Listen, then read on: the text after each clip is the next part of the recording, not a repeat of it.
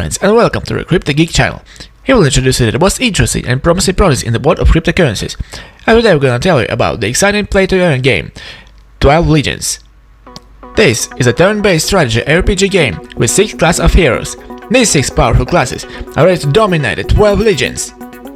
You can get an item right on the lobby. Here comes the first class, and it's a rogue. The man known as Rogue has been a mystery well known in every place among the 12 Legions. He's a wanderer and has no place called home. Interested in what story is? Well, if you're brave enough, ask him right on the battlefield. Yet be wary, because the rogue might be closer than you think. Then comes the second class, which is the Cleric. Joined by the Priestess of Ikite, the goddess of witchcraft and sorcery, Cleric's power dwells deep in the essence of the mind. One will always try to avoid to become Cleric's enemy, as the Cleric has the ability to put spells and curses to destroy an opponent's mind's integrity. Then comes the third class, Warriors of the Fenrir clan, which grew up in a society that revolves around wolves and wars. They are told to be the strongest men throughout the 12 Legions, which is not a debatable statement, since in order to be called a warrior, one has to kill and skin a dire wolf or wolves, which are among the most gigantic and brutal beasts among the kind. Right after, there is the fourth class of Archers.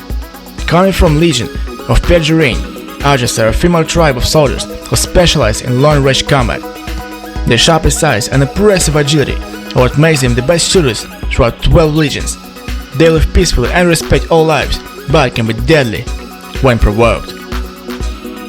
For the fifth class, come the Knights. Little did Edgar know, he belongs to one of the most powerful royal families in 12 Legions, but ever since he can remember, he has grown up with the Orcs. He was taught how to steal, how to rob, how to manipulate the local townfolks, but on the fateful night he realized that something just wasn't right. And finally, the sixth class, which are Mages. The first rule of magic is that all magic comes from within. Within all people, there are always two sides, a good one and obviously a bad one. Every day, magistrates being turned blind with rage by using the same magic that grants them the power. And if falls strong enough, step forth and face Alec the Magnificent. Each hero of 12 Legions has 4 characteristics: health points, agility, intelligence, and luck. Intelligence increases damage when a character plays multiple skill cards in one round. Luck increases the frequency of critical hits. Critical damage increased by 200% by default. Agility determines the order of characters' attacks in each round and also reduces the likelihood of receiving critical hits. Also, the heroes of 12 Legions have 4 soul stones attached to their body. The lion's soul is attached to the weapon, soul of the owl attached to the helmet, the bear soul attached to the armor, and the soul of the panther is attached to the belt. Each soul stone carries a class soul that increases stats and defines a skill card. 3 types of equipment sets based on characters' classes will be available to you.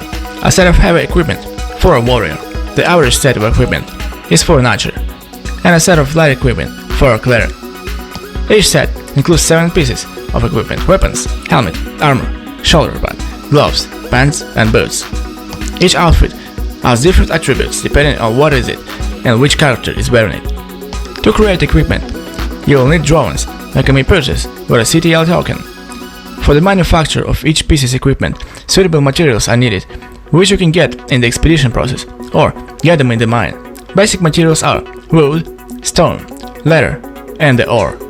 According to the plot of the game, thousands of years ago, there was an ancient force called the Soul Sphere, which was capable of destroying the entire world. But one day, the power of the Soul Sphere became too great and exploded all over Elveland. At that moment, the Dark Forces took the chance to rise up and invade Elveland. Heroes from all corners of the earth came together to collect the fragments of the Soul Sphere to forge mythical weapons capable of crushing the Dark Forces. Thus began the war between the heroes and the Dark Forces. There are 3 battle modes available in the game. First is the Expedition. To participate in this mode, players need to have 3 characters in the squad and use endurance points. Completing the level will give players 3 pieces of materials, or POM and stuff. The second one is the Arena, also called PvP. When entering the battle, the player is given 1-2 minutes to select a maximum of 4 skill cards and complete the preparation period by clicking on the End Turn button. As soon as each player confirms his readiness by clicking the End Turn button, the preparatory period will end and it will be possible to join the battle. The third mode is the village. Each player can choose a region with a village. Each village in the future can give you an additional bonus. At stage 4 of the roadmap, players will be able to unite and occupy a region to receive an initial bonus called a regional tax. Every day, the player can participate in the game with basic tasks such as 10 PvE matches and 5 PvP matches to receive a daily reward. The project has implemented an auction trading platform to provide players with a platform for exchanging characters and other items. Sellers can create an auction for a sale on the traded platform, which takes 1 or 2 days. Over time, the price of unsold goods will decrease. For example, the price of the product of $1,500 may be $100 after 24 hours on the market, and buyers buy goods at the price specified by the seller. The CDL token is used for calculations in the game, of which 220 million were released, 41% of which will be used in the gaming ecosystem. The remaining tokens will be distributed as follows: 8% for seeding, 13.5% for closed sale, 6% on ILO, 3% on staking and liquidity, 10% per team, 12% will go to the marketing, acquisitions and licenses, 5% to partners, arbiters and consultants, and 1.5% on airdrop. Now let's look at the roadmap of the project. In the quarter 4, 2021, release 3 hero classes, release equipment and materials, release PvE mode, release marketplace, introduce second token, introduce PvP mode, introduce breeding. Quarter 1st, 2022, release 3 new hero classes, release second token, release PvP mode, release breeding, introduce tournament, introduce evolving heroes. Quarter 2nd, 2022, release tournament, release evolved heroes, release leaderboard, introduce clans, introduce war map and village. Quarter 3rd, 2022, release war map and village, release clans, metaverse. Be sure to subscribe to the project channel in Telegram, in which you'll be able to find out the latest news of the project and receive additional information. That's it. Thank you for watching. Be sure to like and write comments. Subscribe to our channel so you won't miss any new releases. See you soon.